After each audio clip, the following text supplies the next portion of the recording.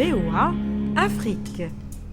Bonjour à tous et merci d'être avec nous sur ce plateau de Votre Santé, Votre Avenir. Merci de regarder cette nouvelle édition de Votre Santé, Votre Avenir sur VOA Afrique.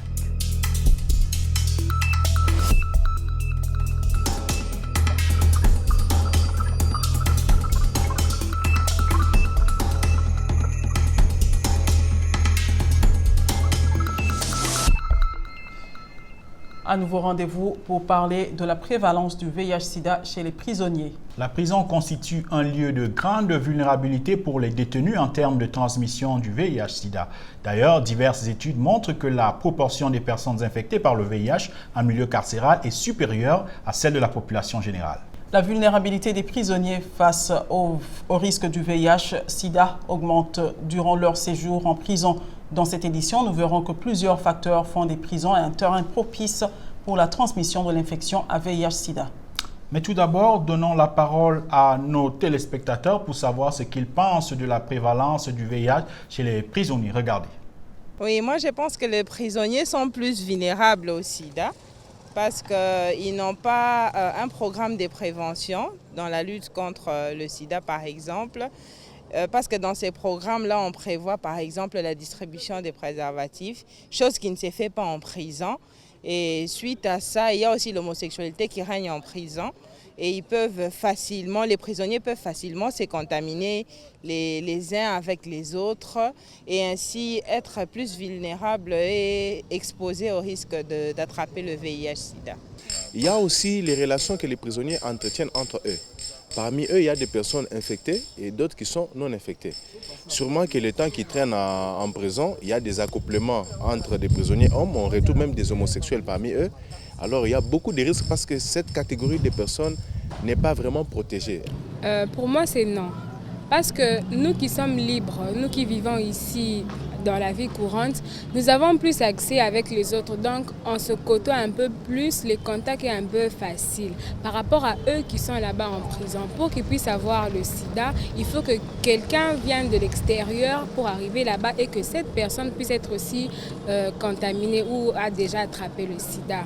Donc, les prisonniers n'ont pas vraiment trop de problèmes avec ça. Mais ils attrapent aussi le sida par contact avec les autres prisonniers. Nul n'ignore, Mohamedou, que les prisons ou les conditions carcérales font partie des facteurs favorisants du VIH-Sida. Tout à fait, Rosine. Et ceci s'ajoute au fait que cette population carcérale n'est jamais enfermée à tout jamais. C'est une population qui échange constamment avec des gens à l'extérieur qui entrent et qui sortent des prisons.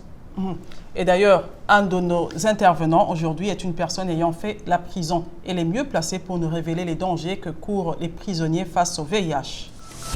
Oui, le danger en premier lieu place, c'est les besoins sexuels.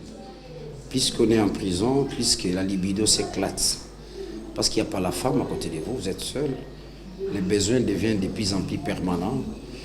N'oublie pas, les besoins sexuels, moi j'ai toujours défini cela comme étant un besoin physiologique. De la même manière, on a besoin de manger, de boire, c'est aussi le cas pour le sexe. C'est ces besoins-là.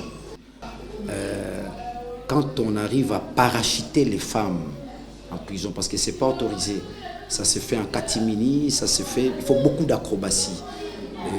Pour un prisonnier qui est devant les besoins, face aux besoins, et qu'il y a une femme qu'on arrive à parachuter, je ne sais pas s'il faut utiliser le verbe parachuter en prison, moi je crois qu'on s'attelle sans pour autant réfléchir dans ce sens-là. C'est ce qui expose beaucoup plus les prisonniers. J'allais préciser, il y a un aspect très important. Moi, je fais la prison de Matadi, à l'intérieur du pays. C'est différent, n'est-ce pas, de la prison de Kinshasa, où les organismes sont présents. À Matadi, il y a carence. À l'intérieur du pays, il y a carence. Même les condoms que vous voyez ici, vous négligez ici. À l'intérieur du pays, ce sont des cas rares. Vous comprenez? Bon, une fois, il y a eu, n'est-ce pas, des enseignements aussi. Deuxième fois, on a distribué, n'est-ce pas, les condoms aux prisonniers, mais à une faible quantité. Dans ce sens-là, on a distribué aux prisonniers. Il faut beaucoup plus alimenter, n'est-ce pas, les prisonniers en condom. Au-delà du condom, il faut une forte vulgarisation, leur montrer que la vie ne s'arrête pas en prison, qu'au lendemain de la prison, il y a une vie. C'est ça. Il ne faut pas seulement que les prisonniers se disent parce que je suis en prison, c'est la fin du monde, c'est la fin de ma vie. Non, la vie continue. Je prends mon cas, j'étais condamné de 2 ans. Mais cela ne m'empêchait pas de demeurer discipliné. Eh bien, il faut reconnaître, Mamadou, que c'est important de mettre dans des situations pareilles des mesures d'intervention et de prévention contre le VIH-Sida. Tout à fait, Rosine. C'est très important et ce serait d'ailleurs une erreur grave de croire que les risques se limitent seulement aux prisonniers parce qu'effectivement, le VIH peut aussi toucher leur famille. Et c'est donc une lutte à ne pas laisser seulement entre les mains des responsables pénitentiaires, mais qui implique d'autres acteurs, dont les organisations de lutte contre le VIH. Notre correspondant RDC a visité une de ces organisations et nous révèle ce qu'ils font pour cette population. Suivez. Les prisons en général, déjà, vu que la plupart des prisons se retrouvent déjà, on regroupe déjà les sexes de manière différente, les femmes d'un côté et les hommes de l'autre. Cela pose aussi un problème avec dans la majeure partie des prisons avec la promiscuité, des problèmes, des comportements, des relations sexuelles entre hommes qui se créent. Nous ne sommes pas contre les relations de homme à homme, mais le problème c'est que ça se crée pour certains alors que ça n'aurait pas pu peut-être se créer des hétérosexuels qui deviennent homosexuels, ainsi de suite. C'est là aussi qui favorise. Et dans les prisons congolaises particulièrement, il y a une promiscuité très grande et ce n'est pas seulement une promiscuité qui aggraverait le VIH, mais qui peuvent créer aussi d'autres maladies parce que les prisonniers sont souvent dans une seule salle, plusieurs personnes, et ainsi de suite. Donc, je peux dire en grande partie, le mot clé, c'est la promiscuité.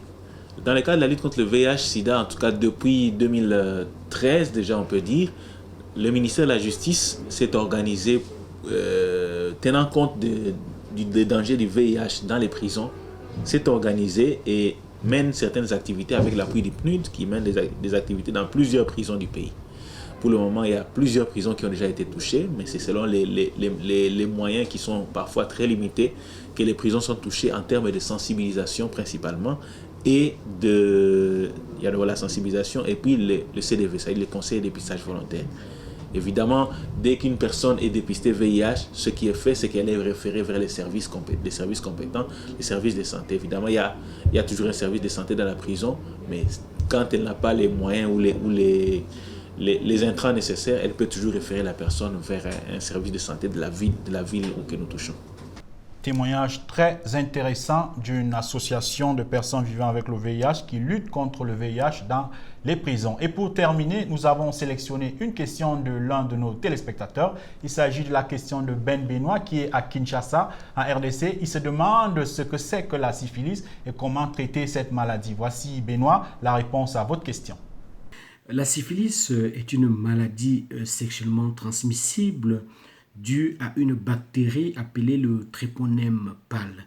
Après, en général, un rapport sexuel, on va avoir l'apparition d'une petite lésion cutanée au niveau des parties génitales. Ça s'appelle le chancre syphilitique. En absence de traitement, ce chancre syphilitique va guérir spontanément et puis on va voir apparaître sur l'ensemble du corps des boutons, des lésions cutanées, des boutons.